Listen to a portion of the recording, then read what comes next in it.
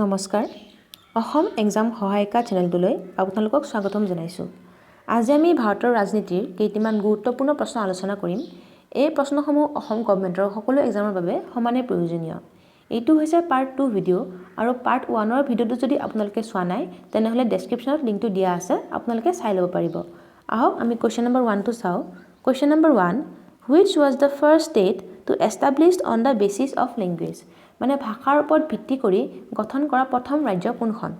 Option A Arunachal Pradesh, option B Andhra Pradesh, option C Goa আৰু option D Gujarat. ইয়াৰে শুদ্ধ উত্তৰটো হৈছে অপশ্যন বি অন্ধ্ৰপ্ৰদেশ। অন্ধ্ৰপ্ৰদেশ ৰাজ্যখন ভাষাৰ ওপৰত ভিত্তি কৰি গঠন কৰা প্ৰথম ৰাজ্য। লগতে মনত ৰাখিব অৰুণাচল প্ৰদেশ কেতিয়া গঠন কৰা হৈছিলে?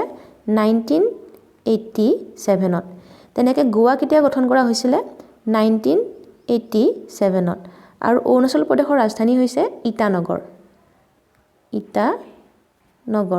তেনেকৈ গোৱাৰ ৰাজধানী হৈছে পানাজী আৰু গুজৰাটৰ ৰাজধানী হৈছে গান্ধীনগৰ।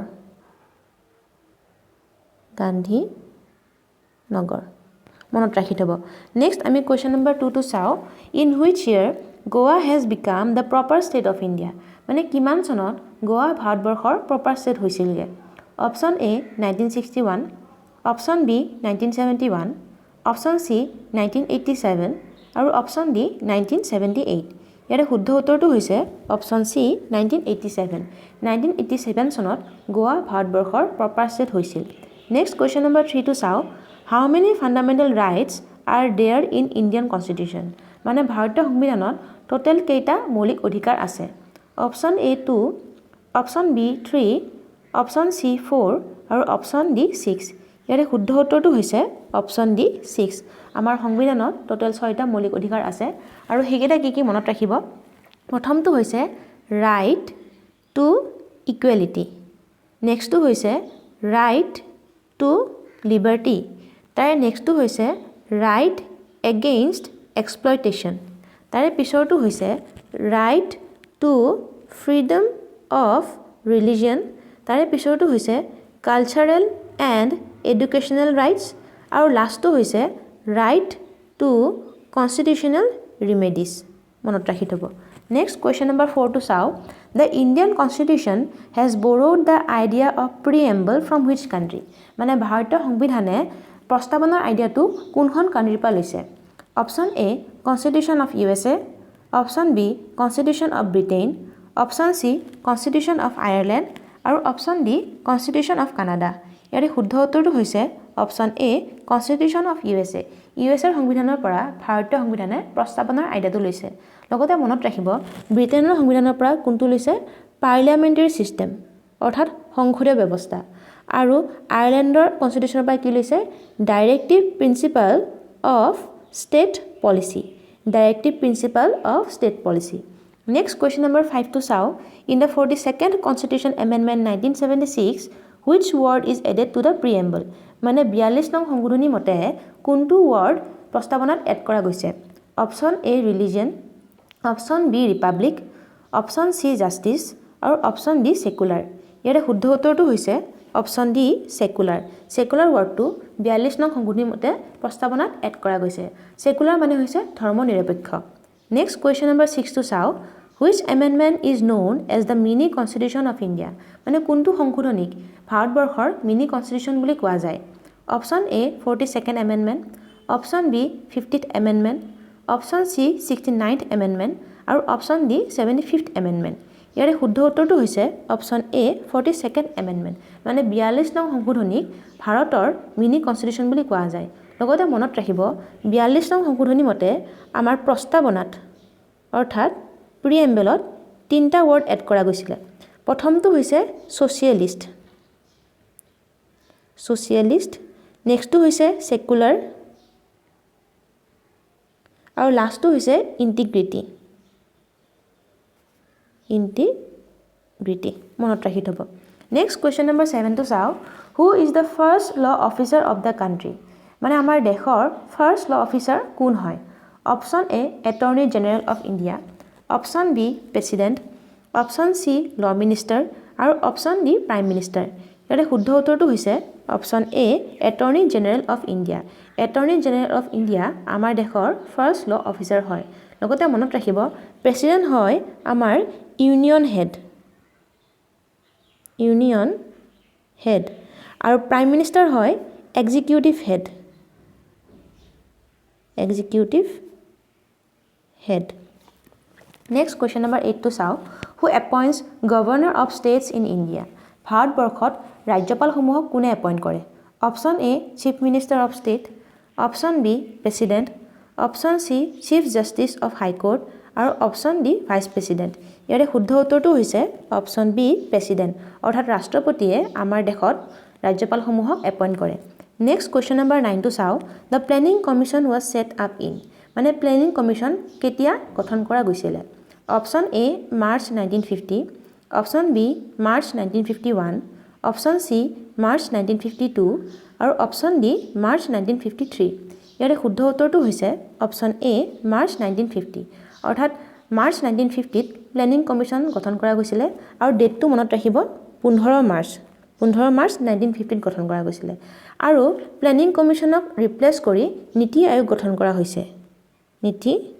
আয়োগ আৰু নীতি আয়োগ কেতিয়া গঠন কৰা হৈছে মনত ৰাখিব 1 জানুৱাৰী 2015 ত নেক্সট কুৱেশ্যন নম্বৰ 10 টো চাওঁ parliamentary form of government is taken from the constitution of the which country মানে যিটো সংসদীয় ব্যৱস্থা সেইটো কোনটো কাণ্ট্ৰিৰ কনষ্টিটিউশ্যনৰ পৰা আমাৰ ভাৰতীয় সংবিধানে লৈছে option A USA option B Britain option C Russia আৰু অপশ্যন ডি ফ্ৰান্স ইয়াৰে শুদ্ধ উত্তৰটো হৈছে অপশ্যন বি ব্ৰিটেইনৰ সংবিধানৰ পৰা আমাৰ ভাৰতীয় সংবিধানে পাৰ্লিয়ামেণ্টাৰী ছিষ্টেমটো লৈছে লগতে মনত ৰাখিব USৰ সংবিধানৰ পৰা কি লৈছে প্ৰিএম্বল লৈছে প্ৰিএম্বল অৰ্থাৎ প্ৰস্তাৱনা আৰু ফাণ্ডামেণ্টেল ৰাইটছ অৰ্থাৎ মৌলিক অধিকাৰ এইকেইটা লৈছে তেনেকৈ ৰাছিয়াৰ সংবিধানৰ পৰা কি লৈছে ফাণ্ডামেণ্টেল ডিউটিজ অৰ্থাৎ মৌলিক কৰ্তব্যকেইটা লৈছে নেক্সট কুৱেশ্যন নম্বৰ 11 টো চাওঁ the term democracy is used in India to mean which type of democracy আমাৰ ভাৰতবৰ্ষত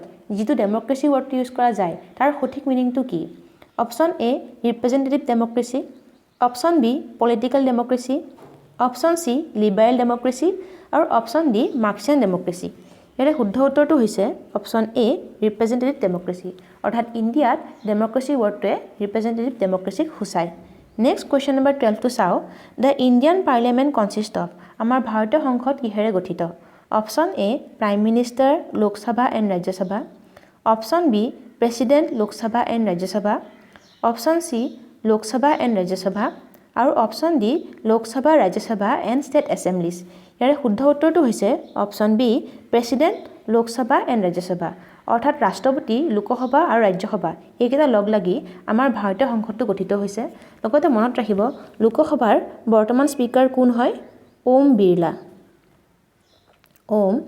বিৰলা আৰু আমাৰ ৰাজ্যসভাৰ স্পীকাৰ সদায় আমাৰ দেশৰ ভাইচ প্ৰেচিডেণ্ট হয় অৰ্থাৎ উপৰাষ্ট্ৰপতি হয় আৰু বৰ্তমান আমাৰ উপৰাষ্ট্ৰপতি হৈছে Venkaiah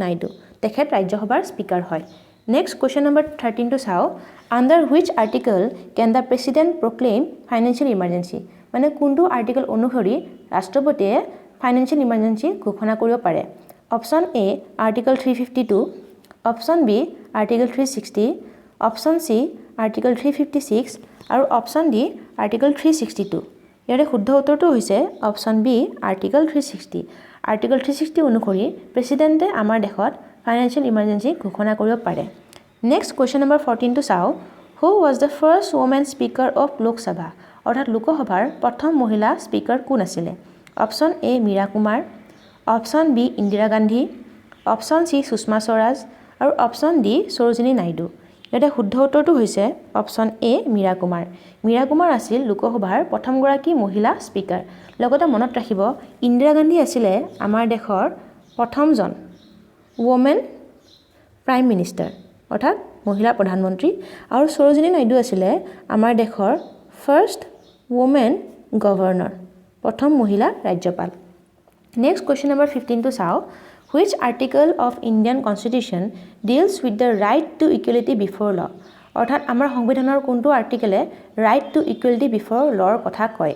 option A article 10, option B article 14, option C article 18 আৰু অপশ্যন ডি আৰ্টিকল 27 ইয়াৰে শুদ্ধ উত্তৰটো হৈছে option B article 14 right to equality before law এই কথাটো আৰ্টিকল 14 কয় আৰু ৰাইট টু ইকুৱেলিটি বিফৰ ল মানে হৈছে আইনৰ চকুত সকলো সমান নেক্সট কুৱেশ্যন নম্বৰ 16 টো চাও the term of Lok Sabha is অৰ্থাৎ লোকসভাৰ কাৰ্যকাল কিমান option A 4 years option B 5 years option C 6 years আৰু অপশ্যন ডি 3 ইয়াৰ্ছ ইয়াৰে শুদ্ধ উত্তৰটো হৈছে অপশ্যন বি 5 ইয়াৰ্ছ লোকসভাৰ কাৰ্যকাল 5 ইয়াৰ্ছ হয় আৰু ৰাজ্যসভাৰ কাৰ্যকাল 6 ইয়াৰ্ছ হয় মনত ৰাখি থব 6 ইয়াৰ্ছ নেক্সট কুৱেশ্যন নম্বৰ 17 টো চাও martyrs day in India is observe on অৰ্থাৎ ভাৰতবৰ্ষত শ্বহীদ দিৱস কেতিয়া পালন কৰা যায় অপশ্যন এ 30 জানুৱাৰী অপশ্যন বি 26 জানুৱাৰী অপশ্যন চি 15 আগষ্ট আৰু অপশ্যন ডি 10 ডিচেম্বৰ ইয়াৰে শুদ্ধ উত্তৰটো হৈছে অপশ্যন এ